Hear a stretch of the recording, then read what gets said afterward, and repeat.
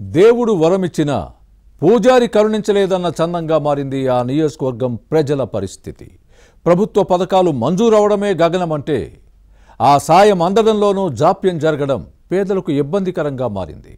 అధికారుల చుట్టూ ప్రదక్షిణలు చేసినా తమ చేతుల్లో ఏమీ లేదంటూ దాటవేస్తున్నారు.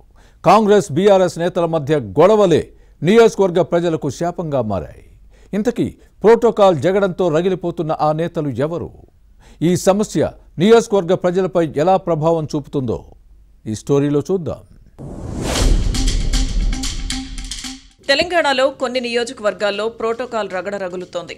గెలిచిన ఎమ్మెల్యేలను పక్కన పెట్టి ఓడిపోయిన కాంగ్రెస్ అభ్యర్థులతో అధికారిక కార్యక్రమాలు నిర్వహించడం వివాదాస్పదమవుతోంది.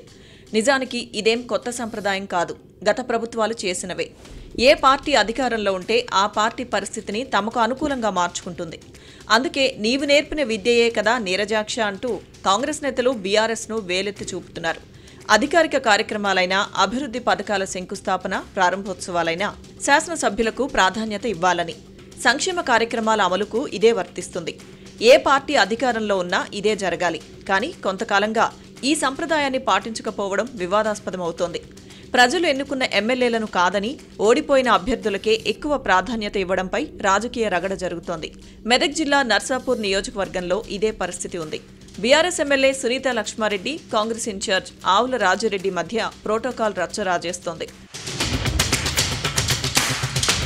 ఉమ్మడి జిల్లాలోనే అత్యధికంగా ప్రోటోకాల్ వివాదాలు నర్సాపూర్లోనే జరుగుతున్నాయి. దీని కారణంగా ప్రభుత్వ పథకాల అమల్లో అధికారులు ఇబ్బందులు పడుతుండగా ప్రజలకు అవస్థలు తప్పడం లేదు. కళ్యాణలక్ష్మి, షాదీ ముబారక్ పథకాల చెక్కుల పంపిణీకి ఆటంకాలు ఎదురవుతున్నాయి.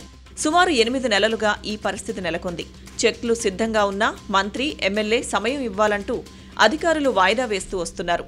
పేదింటి ఆడపిల్లల వివాహానికి ప్రభుత్వం కళ్యాణలక్ష్మి, షాదీ ముబారక్ పథకాల ద్వారా ఆర్థిక సహకారం అందిస్తోంది.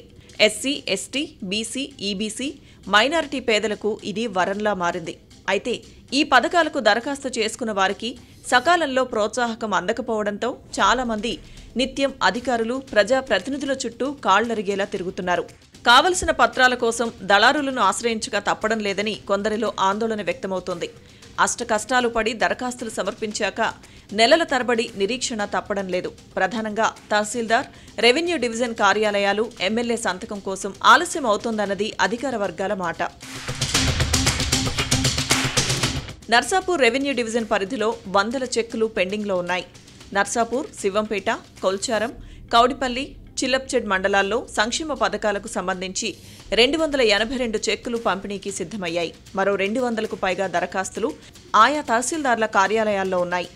ఎమ్మెల్యే సంతకం చేయాల్సినవి 75 కాగా ఇలా మొత్తం దాదాపు 570 మందికి పైగా లబ్ధిదారులు చెక్కుల కోసం ఎదురుచూస్తున్నారు. ఇంకా 100కు పైగానే దరఖాస్తులు వివిధ దశల్లో ఉన్నాయి. దరఖాస్తు చేసుకోగానే తహసీల్దార్, ఎమ్మెల్యే, జిల్లా అధికారి విచారణ అనంతరం తహసీల్దార్ ఆర్డీఓ లాగిన్ నుంచి ట్రెజరీకి వెళ్తుంది. అక్కడి నుంచి చెక్కులు తహసీల్దార్ కార్యాలయాలకు పంపిస్తారు. ఇలా అన్నీ పూర్తయ్యాక పంపిణీలోనే ప్రజాప్రతినిధుల ప్రోటోకాల్ కారణంగా జిల్లా మంత్రి, ఎమ్మెల్యే అనుమతి అంటూ వేచి చూడాల్సి వస్తుంది. నర్సాపూర్ నియోజకవర్గం నుంచి బీఆర్ఎస్ ఎమ్మెల్యే సునీత లక్ష్మారెడ్డి ప్రాతినిధ్యం వహిస్తున్నారు. ఆవుల రాజురెడ్డి కాంగ్రెస్ ఇన్ఛార్జిగా కొనసాగుతున్నారు. ఇక్కడ ఏ అధికారిక కార్యక్రమం జరిగినా ప్రోటోకాల్ సమస్య తలెత్తుతోంది.